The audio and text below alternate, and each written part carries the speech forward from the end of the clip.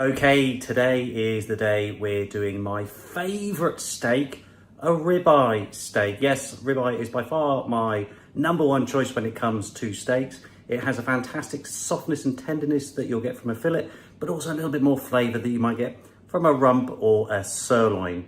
Now, there is some controversy about the best way to cook a steak. Now, I am not a professional chef, obviously. I'm just some schmuck from the street. But I have tried a few different ones. I've tried grilling. That was when I first started. Didn't work particularly well. I tried the Heston Blumenthal way, which is 15 seconds and flip it each time. And then the theory is, or the science is, that the juices start cooking through. I've even tried the reverse sear way, which is quite a rare option. This is where you cook it slowly in the oven first and then sear it afterwards, as opposed to the other way of searing it and leaving it to rest on a warm plate. But that's the one we're going to do, the last one, which is the Gordon Ramsay version. So fry it one side for a couple of minutes, flip it over, fry it for the other 2 minutes, and then baste with some lovely butter to get a fantastic, lovely sheen and some really juicy steak. Let's crack on with it then.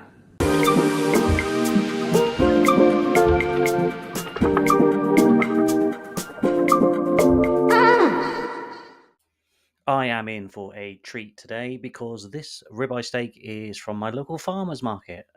This is specifically Etherley Farm, which I do get a lot of my produce from.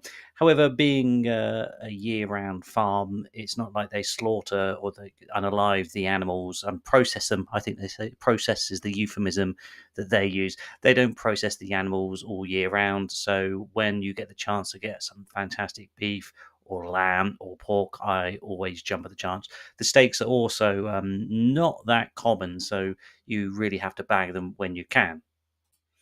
Now, ribeye has a magnificent marbling through it generally, which always makes it quite a flavoursome cut of steak.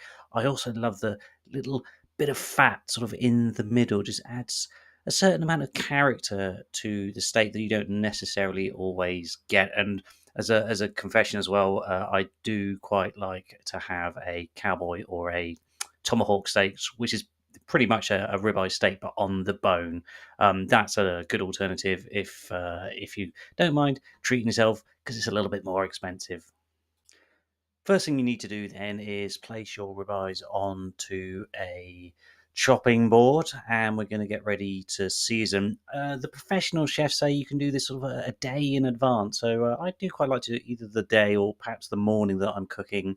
Take them out of if there are in a packet, then you can make a really good season, very generous season. Work that salt into the meat. Yeah, don't be afraid to be generous with salt. I quite like in the sprinkle look, so rather than using a grinder, sort of sprinkling it atop has a very dramatic look. In fact, actually, let me try and do that. See if I can get my slow motion working in sexy camera way. Huzzah! That looks really funky and cool, but it's just wasting time. So let's get on with the recipe. Once the steaks have been suitably seasoned, it's time to put them in the fridge. I think a lot of the chefs say that putting them in the fridge gives them another period of time to mature the meat a little bit more. So it's very simple, really. I make sure I get a plate, get a rack, and put the steaks over the rack. You can then transfer the plate with the rack with the steaks on it into the fridge. I use the plate because there can be some bleeding. A bit of blood can come out of the steaks during this resting period. So having that plate underneath does help. And surely it goes without saying, for just general hygiene and health and safety, it's health and safety gone mad. But put the steak at the bottom of the fridge. Ideally, if there's nothing down there or anything that's sealed and packeted nice and tightly, so you don't want obviously any blood anywhere near your fresh fruit or your veg. As the real chefs will tell you, not just YouTube imposters and phonies like me, you have to take your meat out a good hour or so before you cook it. So make sure you take it out of the fridge in order to bring it to room temperature, which does help with its ability to cook a little bit more pleasantly. And if it was a warm day, such as the day I cooked this, get one of those little canopies you can put over the steaks. That stops those flies with their pesky little pooey feet coming and poisoning it. Let's get these beauties cooking. Take a big griddle pan, if you will, put it over a heat and splash of oil, and you want to leave it there till it starts to smoke. Meanwhile, stick the oven on 150 degrees and plop a little plate in there because we're going to use that plate to rest the steaks. Now the pan is smoking hot. It is time to put the steaks in. You have to be super careful when you're doing this because obviously that oil can be exceptionally hot. So if you can, put the steaks, fold them down so they're going away from you. So any splatter will not go your way, and hopefully no one sat opposite you. In which case, tell them to get out of the way. We're going to leave this for 2 minutes before flipping, but the heat really does seal that meat and adds a nice, beautiful crust to it. One additional point about using a griddle pan, this is actually probably quite old, this griddle pan, and isn't the best, is that you can create that nice professional looking griddle effect, where you have the lines across the steak. That is a really good plus point about a griddle pan. But yeah, so we just sit here and wait for it to cook. Not a lot to do. So let's fast forward.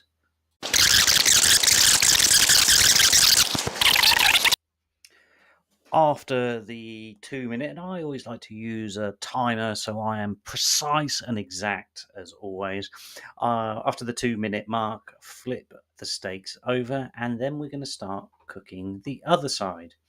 Now, again, another 2 minutes here, but we're going to do something a little bit different, which is maybe after 45 seconds or a minute, you need to take I'm going to have to say it, a generous knob of butter. So in goes the butter into the pan, and it's quite a hot pan still. So we're going to just let that melt down, gets all nice and bubbly and golden and luscious. But when it's getting to that point, we know we have to take our spoon and then we have to baste that buttery goodness all over the steaks. Don't be shy.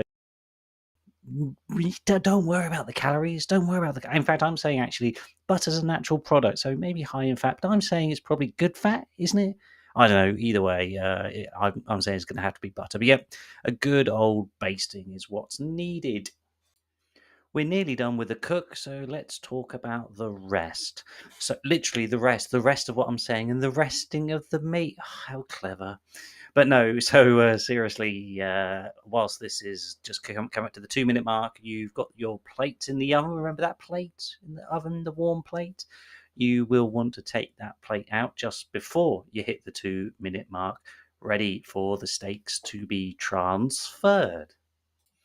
And once they are on the warm plate, take some tin foil.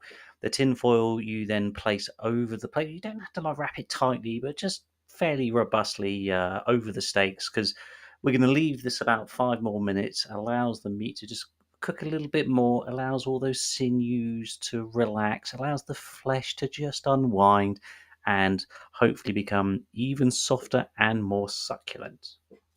You can use a meat thermometer if you want to be really precise, but I find this is a good all round way of cooking. Anyway, so that's it. After 5 minutes, we are good to go and good to serve up. When I serve red meat, I generally prefer to serve them as an entire steak on the plate. However, for the benefit of the video, I'm going to slice the ribeye steak to give you an indication of just what it should look like, hopefully, on the inside. But I will confess, I'm actually starting to quite enjoy cutting the meat into thinner slices. It works really well with duck breast, and it works especially well if you can have a really, really thick steak. And these weren't the thickest of steaks, but they're still a pretty good girth, and I was able to cut them up because actually they were actually quite big. So I often find it can be quite overpowering, and I don't get to finish my steak. However, stay tuned because there's a bonus. There's a bonus point here for anyone that is interested in what to do with their leftovers. And talking about things that are superfluous to requirements, if you are enjoying my content, please do like and subscribe. I have been doing mostly travel stuff, but I'm trying to branch out to do some recipes and food just to try something interesting and freshen it up a bit. But let me know if you like it, and if not, just tell me you don't. And there we have it. One really, really beautiful steak, beautiful ribeye steak. I served this up with some roasted vegetables and some mini jacket potatoes. I promise you a bonus leftover recipe. It's not much of a recipe, really, but these steaks the next day. So if you can't have them, or you're full up, or you've got any leftovers, then take the cold steak, put them obviously in the fridge. Then the next day, take them out and slice them as kind of thinly, not quite pastrami level, but fairly thinly lengthways. Put them onto some very nice baker's bread, maybe with a splash of horseradish on there, and they make absolutely delightful sandwiches. Or you can cut the steaks a bit thicker and put them into salad. The choice is yours.